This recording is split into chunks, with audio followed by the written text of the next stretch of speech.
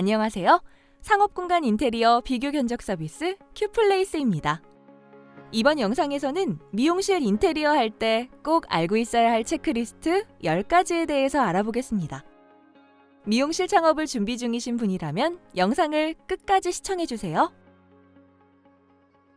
첫 번째, 미용실 공간은 일반적으로 경대, 샴푸실, 인포데스크, 대기공간, 락커로 구성할 수 있는데 미용실의 평수와 제공하는 시술 서비스를 고려해서 각각의 공간을 어디에 어느 정도 크기로 배치해야 할지 정해야 합니다.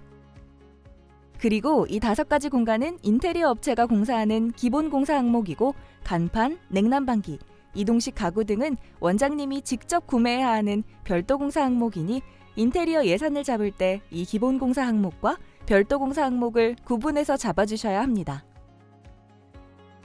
두 번째, 미용실 인테리어를 처음 해보시는 분들은 인테리어 비용이 대략 어느 정도 나올지 궁금하실 텐데요.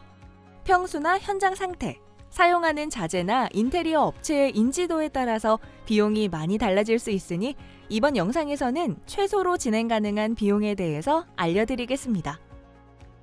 미용실 인테리어 비용은 10평 이하인 경우 1,500만 원, 10평에서 20평인 경우 평당 150에서 200만 원, 20평에서 30평인 경우 평당 130에서 150만 원, 30평 이상인 경우 평당 120에서 150만 원 정도가 있어야 인테리어 공사가 가능했습니다. 평수가 커질수록 평 단가는 이보다 더 내려갈 수 있고요. 만약 이 금액 이하로 생각하고 있다면 인테리어 업체에 턴키 공사로 맡기는 것은 사실상 어렵고 소비자가 직접 셀프 공사를 하거나 직영 공사를 해야 합니다. 또한 이 금액은 2022년 기준 금액이고 매년 물가 상승으로 인건비와 자재값이 상승하기 때문에 시간이 지날수록 미용실 인테리어 견적은 이보다 더 올라갈 수 있겠죠.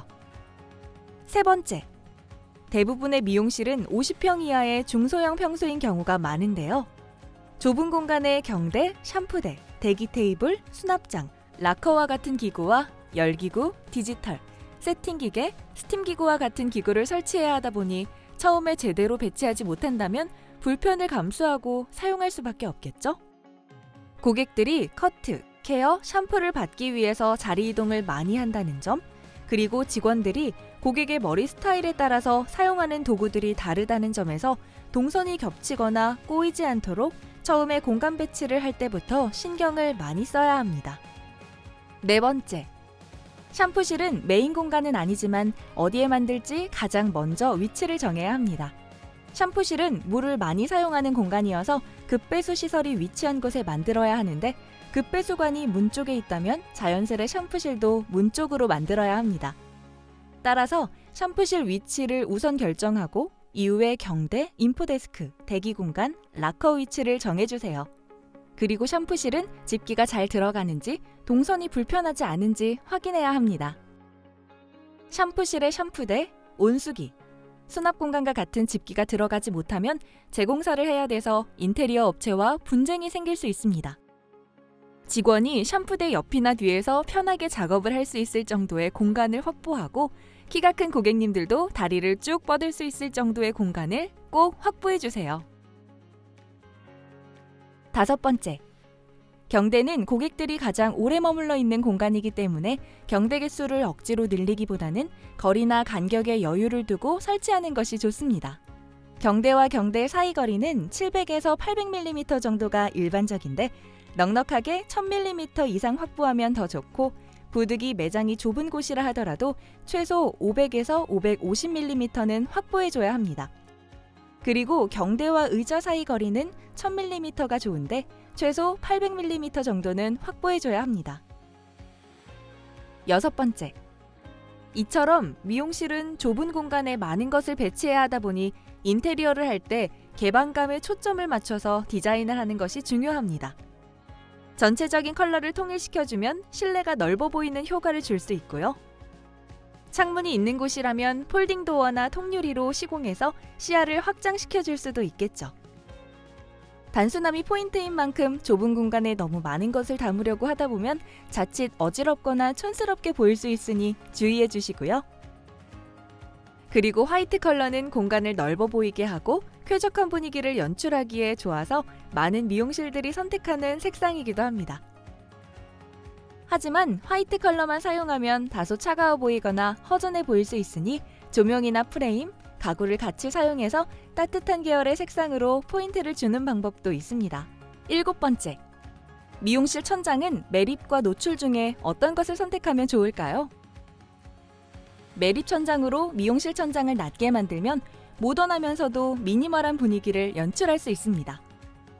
조명과 가까워 더 밝게 보이는 효과가 있고 햇빛이 잘 드는 곳이라면 천장에서 반사된 자연광을 활용해서 실내 전체를 밝게 할 수 있겠죠. 노출 천장으로 만들면 공간이 더 넓어 보여서 개방감이 느껴진다는 장점이 있습니다. 하지만 천장의 배관 배선 때문에 자칫 지저분해 보일 수 있으니 천장과 배관 배선의 색상을 통일시켜 빈티지하지만 깔끔한 분위기를 연출해주세요. 8번째, 미용실은 염색약, 펌제와 같은 다양한 약재들이 떨어져 바닥이 미끄럽거나 오염될 수 있는데 이 때문에 내구성이 강한 타일이나 에폭시를 많이 사용합니다. 타일은 약품이 떨어져도 오염이나 얼룩이 잘 남지 않아서 가장 많이 사용하는 자재인데요. 유광인 폴리싱 타일은 청소가 쉽지만 미끄러운 단점이 있고 무광인 포세린 타일은 고급스럽고 미끄럽지 않지만 청소가 힘들다는 단점이 있습니다. 이런 타일은 내구성이 좋아서 오래도록 변형이 없지만 시간이 지나면 줄눈이 탈락되는 현상이 발생하는데 줄눈 사이로 오염물질이 들어가서 변색이 되거나 냄새가 날 수도 있습니다. 데코 타일은 가격이 저렴하지만 다른 타일에 비해서 덜 고급스럽다는 단점이 있고요. 마루는 고급스러운 원목 느낌을 낼 수 있지만 시간이 지나면 자재의 변형이 생길 수 있고 사이즈가 작다 보니 마루와 줄눈 간격이 좁아 트레이를 끌고 다닐 때 덜그럭거리는 소리가 날 수도 있습니다. 에폭시는 방수가 잘 되고 내구성이 뛰어나고 타일보다 저렴한 비용으로 시공할 수 있어 많이 선택하는 자재 중 하나인데요. 하지만 염색약이 떨어지면 표면이 쉽게 오염될 수 있고 바닥과 에폭시 사이에 물이 지속적으로 들어가면 갈라짐, 들뜸 등의 현상이 생길 수 있습니다. 특히 외부에서 물이 유입될 수 있는 1층 현관부는 아무리 주의해도 물이 스며들 가능성이 높아 가장 취약한 곳이기도 합니다.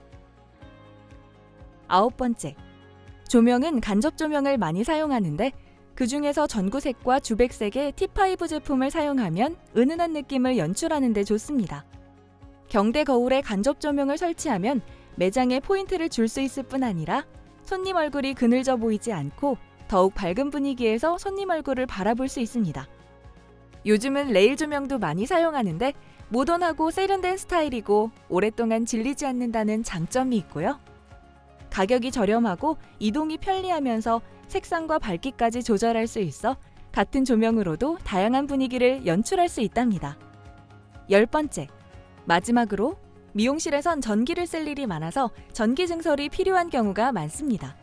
소형 매장은 5kW, 중형 매장은 10kW 정도면 무난한데 부동산 계약하기 전에 건물에 전기가 어느 정도 들어오는지 미리 체크해보고 증설이 필요한지 꼭 확인해야 합니다. 그리고 미용실은 작업하면서 기기를 많이 사용하다 보니 콘센트가 많을수록 좋은데 콘센트를 경대 쪽에 부착해야 직원들이 사용하기 편리합니다. 자, 지금까지 미용실 인테리어 필수 체크리스트 10가지에 대해서 알아보았는데요. 미용실 인테리어를 준비 중이신 예비 창업자분께 도움이 되었다면 구독과 좋아요 부탁드립니다. 그리고 지금 큐플레이스 홈페이지에 오시면 3,500여 개의 상업공간 인테리어 포트폴리오가 있으니 마음에 드는 포트폴리오를 보고 상담 신청해 주시면 자세한 예상 견적을 안내해 드리고 있습니다. 그럼 다음에 더 좋은 컨텐츠로 찾아뵙겠습니다.